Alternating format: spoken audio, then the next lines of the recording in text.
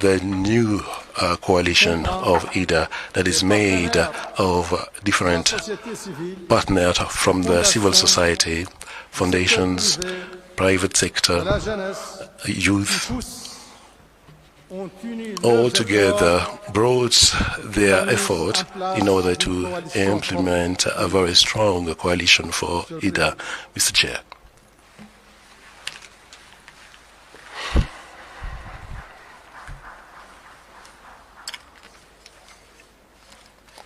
Thank you very much, Your Excellency, and once again, thank you to you and President RUTO and all the other heads of state who have been here and have helped to get us on this pathway. What's on display today is unity. Leaders from across the continent have come together to find common ground in their unique aspirations. We have put focus on how these aspirations can join with a well-resourced and efficient IDA to make generational change happen, but also how these aspirations will require work to be realized. The African continent boasts a youthful, vibrant population, the fastest growing in the world. It holds vast natural resources, fertile land, and a flourishing and entrepreneurial spirit. But on the other side are a set of well-defined challenges that have too often eclipsed these blessings. That is the backdrop we face.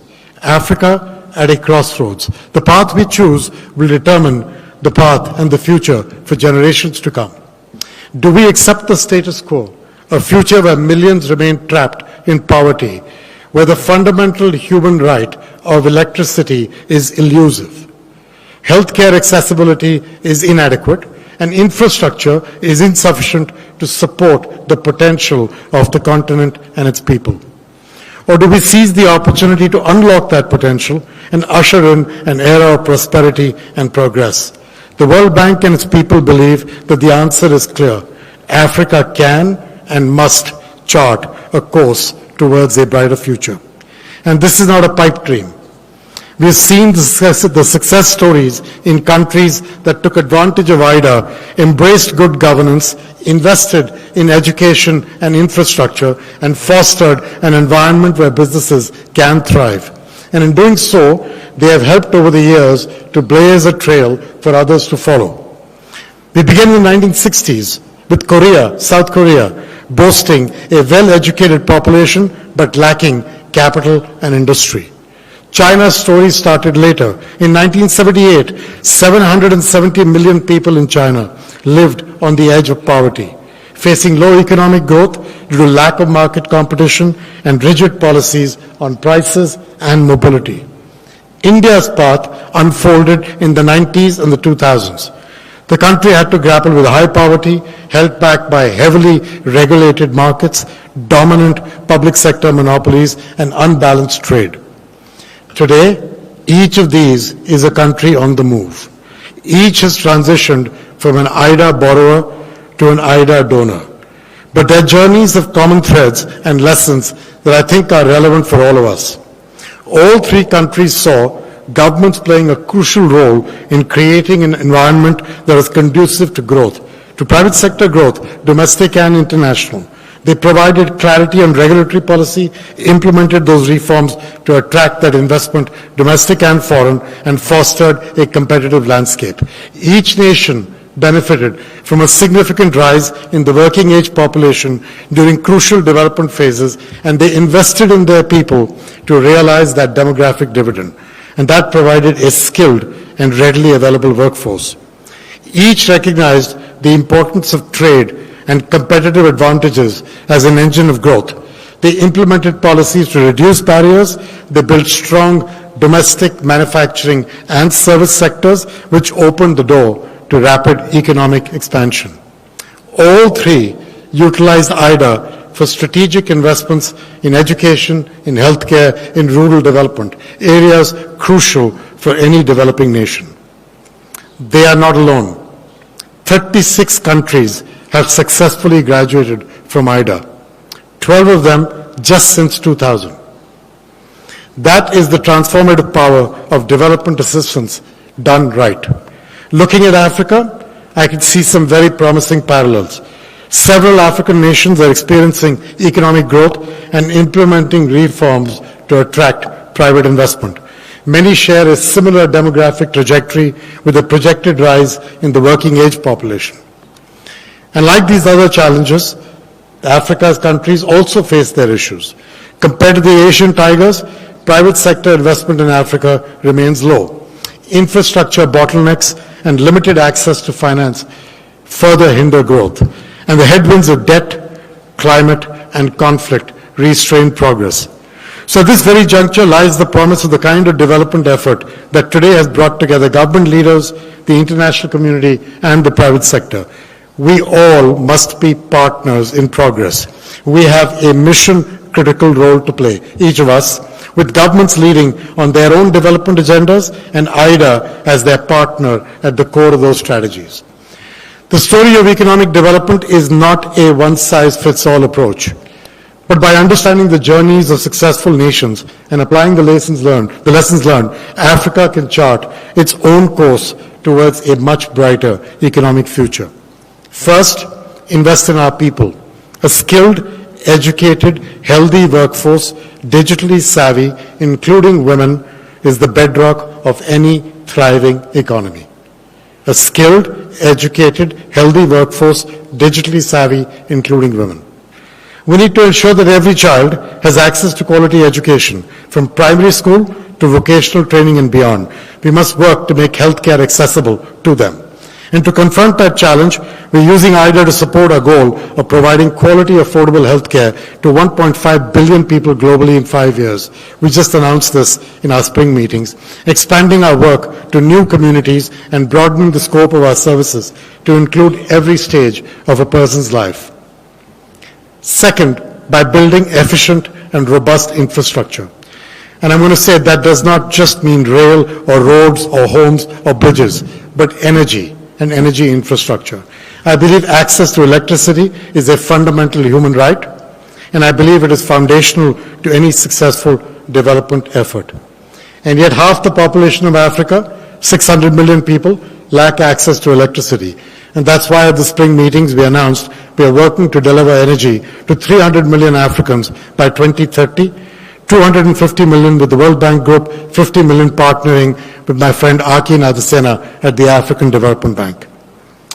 Third, support job-creating, value-added industries like agriculture and logistics, the warehousing and transport of that agriculture as an example, where the private sector could eventually come in to help farmers access new markets, entrepreneurs connect with customers, and young people access information and opportunity. So taking agriculture, it's an area of vast economic potential for Africa, but there are two problems. One, only 6 to 7% of the farmland is irrigated. And as I said in a session earlier, 37% is that same number for Asia. Two, Africa has one of the lowest rates of fertilizer usage in the world. That leads to yields that are 1/3 the global average. If we focus our investment in the right fertilizer and the right soil and irrigation, we can responsibly grow crops and grow opportunity. Made in Africa, and for the world. That's the objective. So we've discussed 5 main areas where we believe jobs growth and the future of Africa can come from. Energy and the downstream effects of energy, not just generation and distribution, but what it enables. Infrastructure, rail, logistics, warehousing, transport, roads, homes. Third, healthcare. Think of the primary health centers in that 1.5 billion people pledge. They will create jobs for nurses, medical technicians, doctors, PPE manufacturing, medicine manufacturing. And then agribusiness, as I just spoke to. And last but not least, tourism, an area in which Africa has already made some progress, but the opportunities are limitless. The World Bank is committed to playing its part in all of these areas. We will continue to provide financial resources, technical expertise, and policy advice. We commit to work alongside governments to help implement difficult reforms as they pursue them. But we are joined in this endeavor by an army of friends and partners from the private and advocacy sectors. In a few moments, you will hear from leaders of this unique coalition who are taking early action in support of IDA and Africa.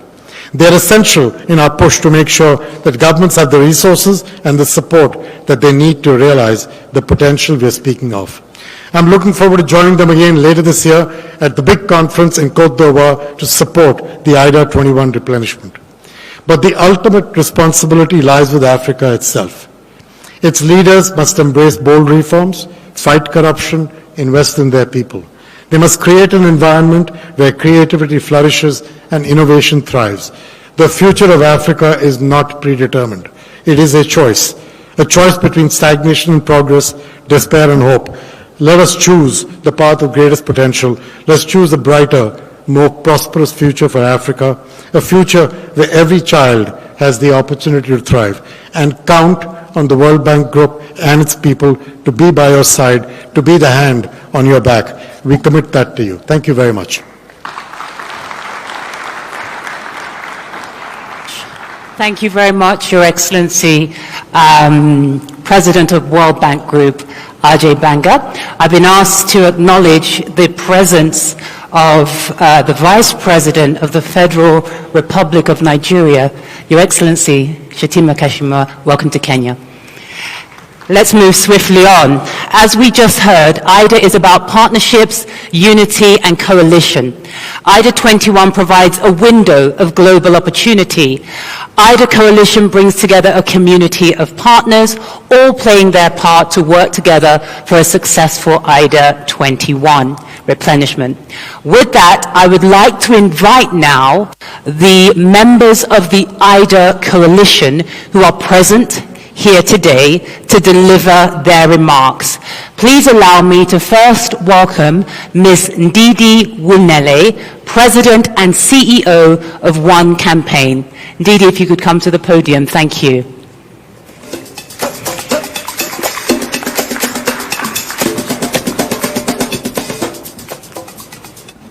Good afternoon, Your Excellencies. I'm standing on existing protocols.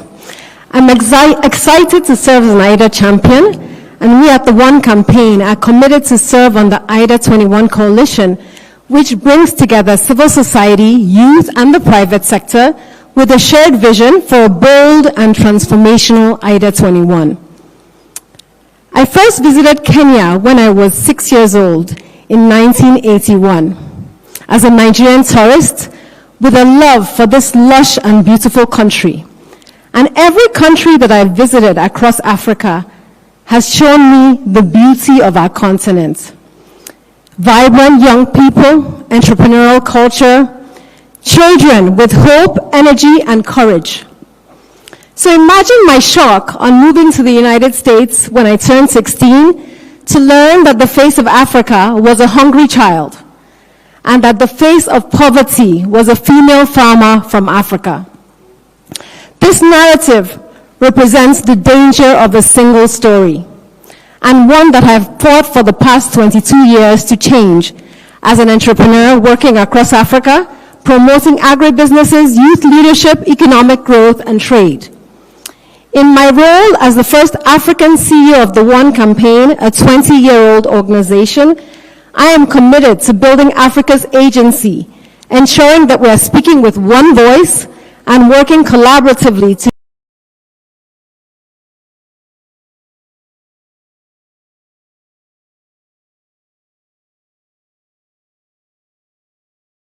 to shape the narrative and drive growth and our wealth creation story.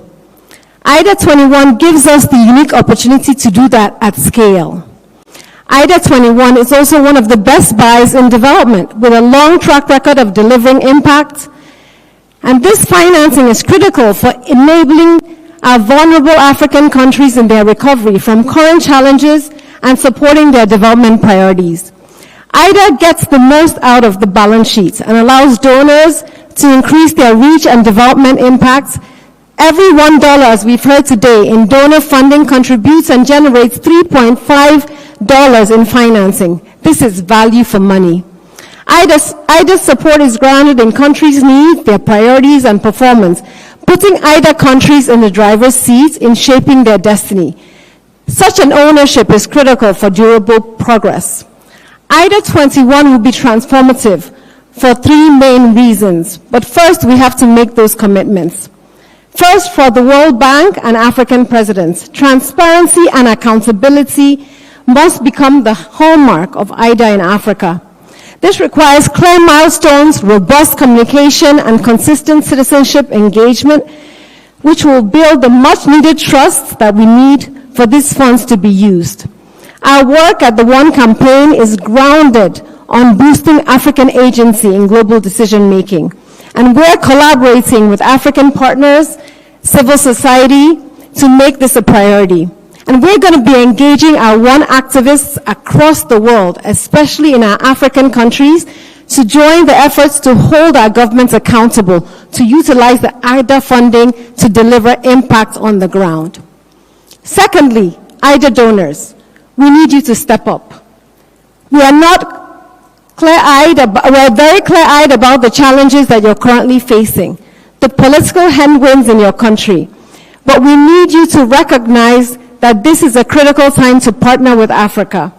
And we need you to increase your commitments by at least 25% so that IDA21 will meaningfully break the $120 billion mark. Now, Africa's civil society and private sector.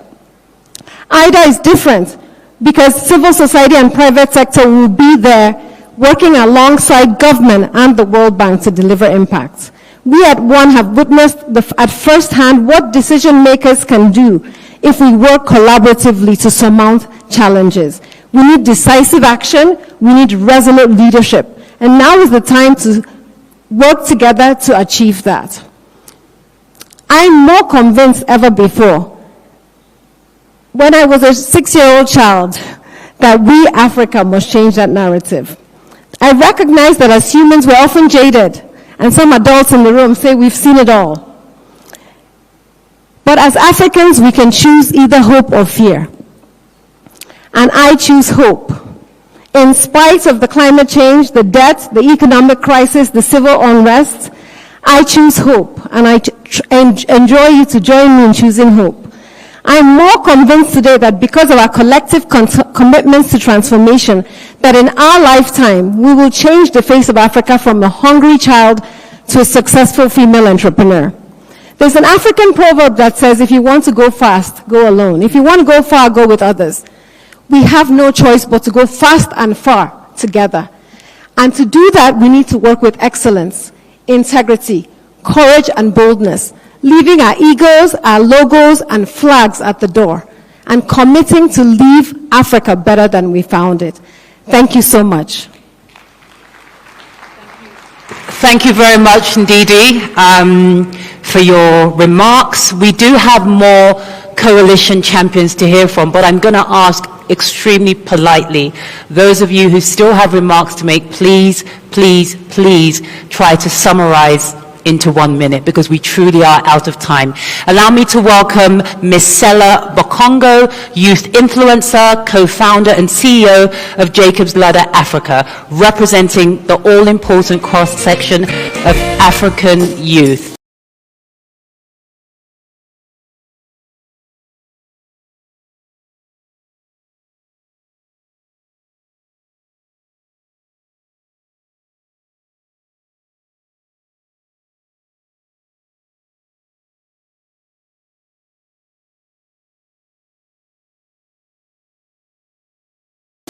Sela, please.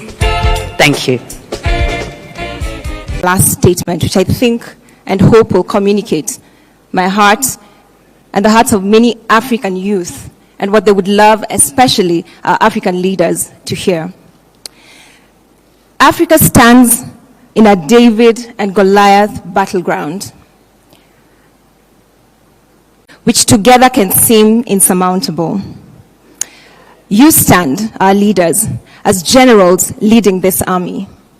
But the truth is, 60% of your army stands behind you, unequipped and therefore helpless. We urge you to take this moment that could be the pivot that Africa needs to empower your foot soldiers so that together we can realize our common shared prosperity.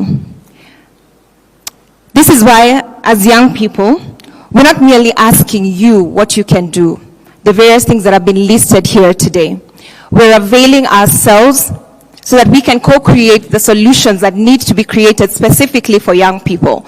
One in particular that I must mention is the systems change approach to development that allows for job creation being mapped within all the projects while skilling the continent's workforce. And all we need is your goodwill, your leadership, and your resolve. I thank you. Thank you, Sela, for those remarks. Please allow me to invite everyone who's somebody well known to us, Mr. James Mwangi, CEO of Equity Group. You're welcome to the stage. Let's give him a round of applause, please. Thank you.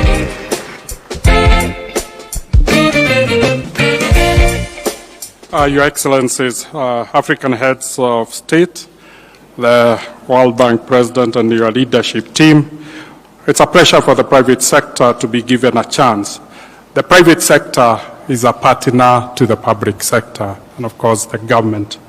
We acknowledge and applaud the support the African public sector is being given. It develops the infrastructure that creates an enabling environment for the private sector. It invests in soft infrastructure like education and health, and we enhance the productivity of the African continent. But it will be necessary, Mr. President, to boost the capability of the private sector in two aspects. The private sector sweats and utilizes the infrastructure that is built with public funds. And that is the only way that you can enhance the return on the infrastructure being built in the African continent. We need the young population being educated to get jobs. The jobs are coming from the SMEs. The SMEs need to access funding. Private sector can provide funding, but SMEs require blended finance, and IDA would be a huge partner for the private financing. Secondly, the supporting the private sector leads to an integrated development approach, where you are developing from the private sector and the citizens themselves become active participants through private sector leading. Lastly, is the private sector, together with the donor community, together with the philanthropist, could use the support of VIDA as a blended finance to ensure inclusion.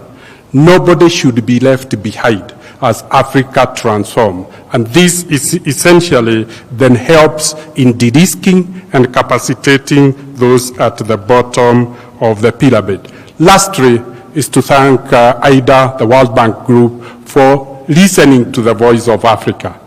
Africa knows what matters most, what the priorities are. So with listening to the voices of Africa, IDA's funds can only be more relevant to the needs of Africa. Thank you very much, Your Excellency. Thank you, James Mwangi. I would now like to welcome on stage Nia Bardea, CEO of Bridgewater Associates. Welcome to the stage. Thank you. It's amazing to be here, and thank you for having us, and a special thank you to President RUTO and the government of Kenya for hosting all of us in your amazing country. Also, my thoughts go out to all the people impacted by the recent natural disasters. Also, good to see my friend Ajay Benga, the head of the World Bank, and also thank you and the World Bank for your efforts, and recognize all the distinguished African heads of state who have gathered here today. So it's a privilege to add our support to the work that so many of you are doing to realize the potential of the African continent. But if you let me take a step back for a minute, for nearly 50 years, Bridgewater has been mapping out the cause and effect linkages that underpin the world's economies and markets. This includes short-term impacts like credit cycles, but also very critical long-term effects like deleveraging, like productivity changes. That systematic mapping helps us understand where the world is likely headed, which we use to advise our clients and to manage portfolios of over $100 billion. But more importantly, having a sense of where the world is likely headed also helps us see how different policy decisions could send the world down very, very different paths.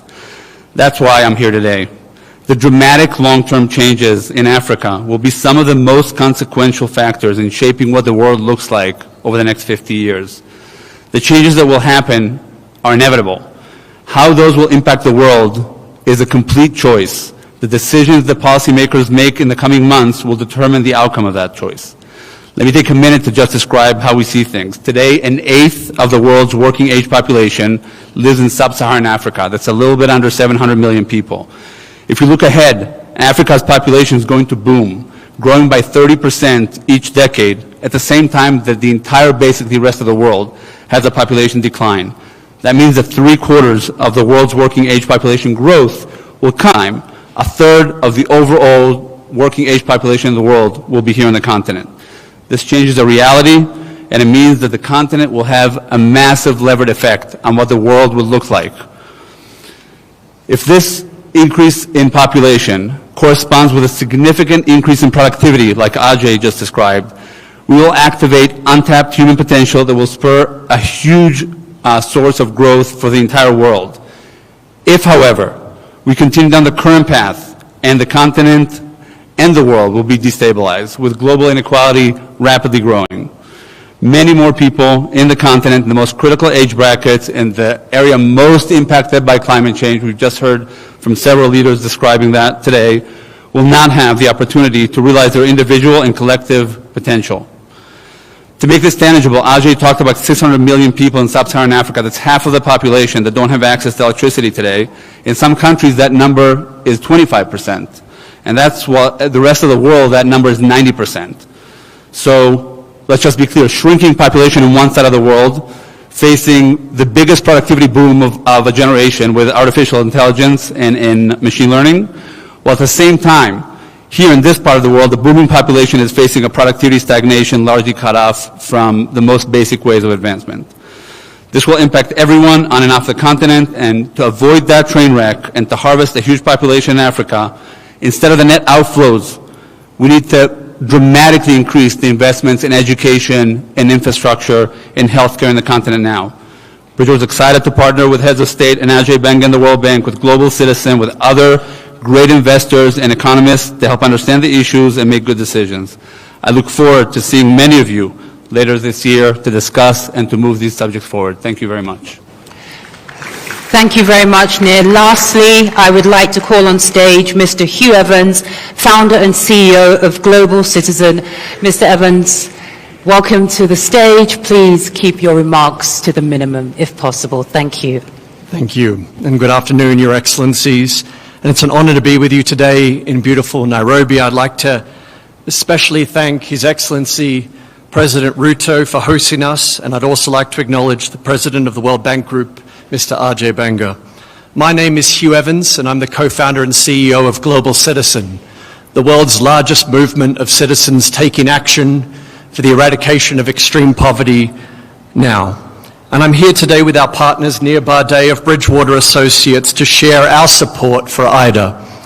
Global Citizen's work on the continent began in 2018 when we hosted Mandela 100 in Johannesburg, where we brought Beyonce and Jay-Z and 500,000 global citizens to Johannesburg, South Africa, to celebrate the life and legacy of Madiba. This first campaign brought 5 African heads of state to Johannesburg and ultimately mobilized $7.4 billion in the fight to eradicate extreme poverty. And since then, we've been honored to be welcomed by the governments of Ghana, Nigeria, and Rwanda, who've supported the expansion of Global Citizen across the continent. And now there are over 500,000 global citizens who have taken more than 8 million actions for the eradication of extreme poverty. Today marks a significant new chapter in our efforts and our partnership with the continent. And over the last 2 years, we've met with heads of state across the continent, including President Chikwera of Malawi, President Paul Kagame of Rwanda, President Akufo-Addo of Ghana, and President Masisi of Botswana, and our host, His Excellency, President RUTO.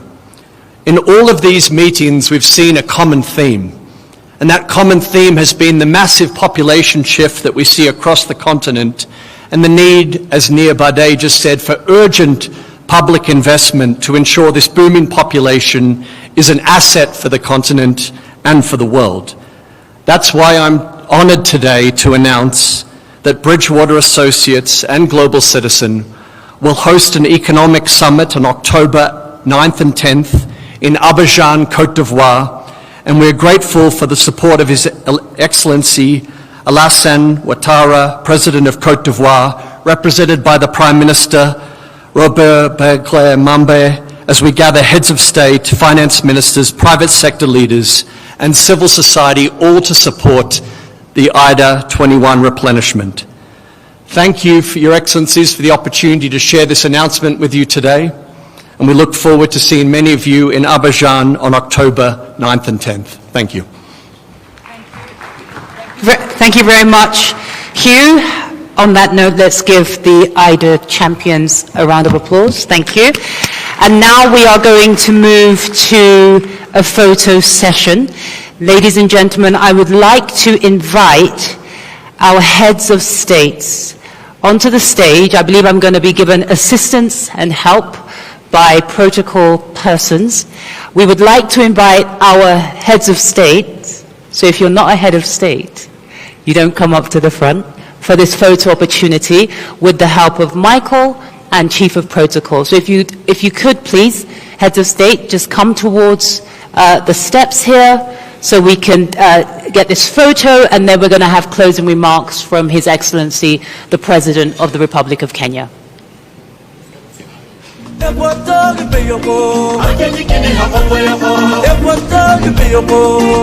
Please clap for them as they gather.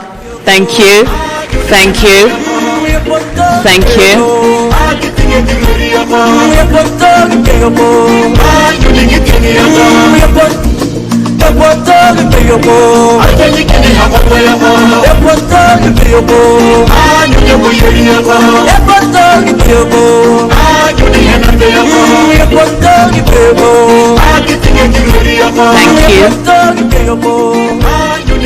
Thank you very much. Thank you very much, heads of states. If you could please return to your seats, and I would ask humbly His Excellency President William Samoei Ruto, President of the Republic of Kenya, to remain on stage. I'm going to hand over to His Excellency to give some closing remarks. Let me once again register my profound appreciation for your gracious acceptance of my invitation for attending this very crucial summit.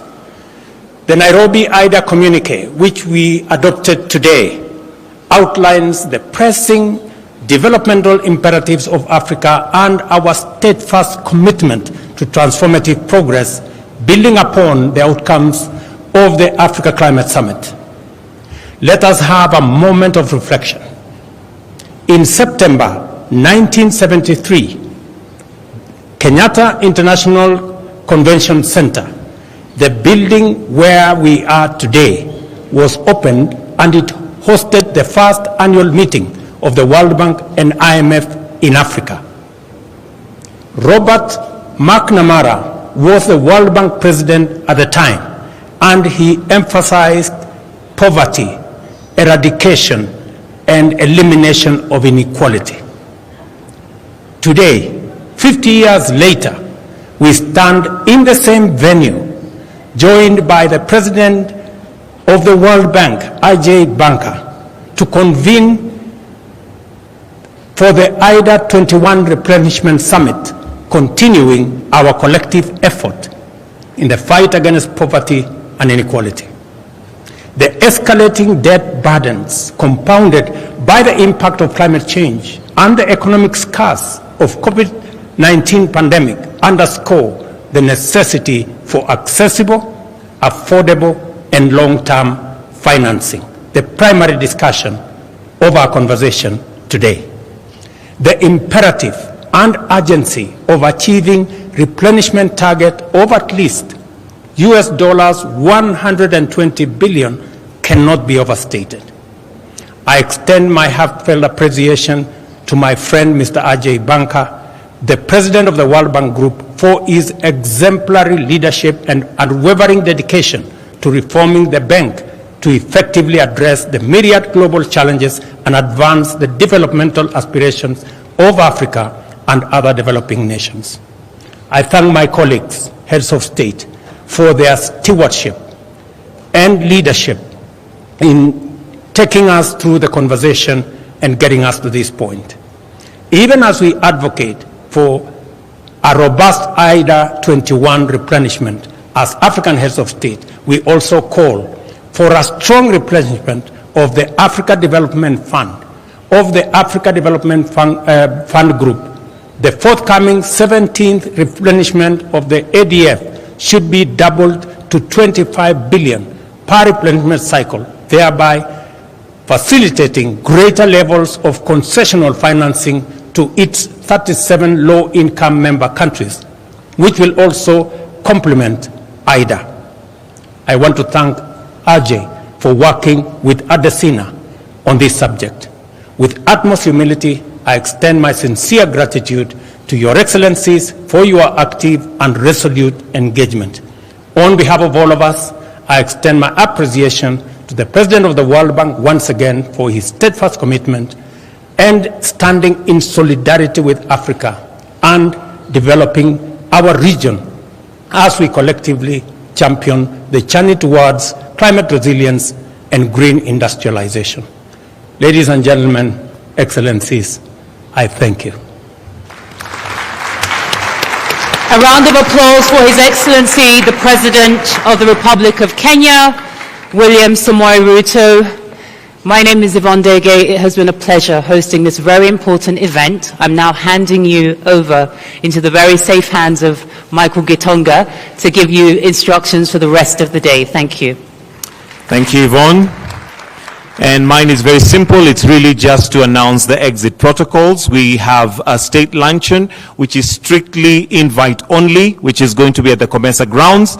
And after that, we also have a cocktail for the delegates invited by World Bank. So at this point, I'll request that we all be upstanding and rise as we allow the Excellencies to leave and proceed to the state banquet. And it's invite only. So without an invite, kindly desist from going. The rest will all now go for the cocktail, which is at the other tent, the World Bank tent, which is sponsored by World Bank. Otherwise, do have yourselves a wonderful evening. Take care of yourselves and each other. God bless.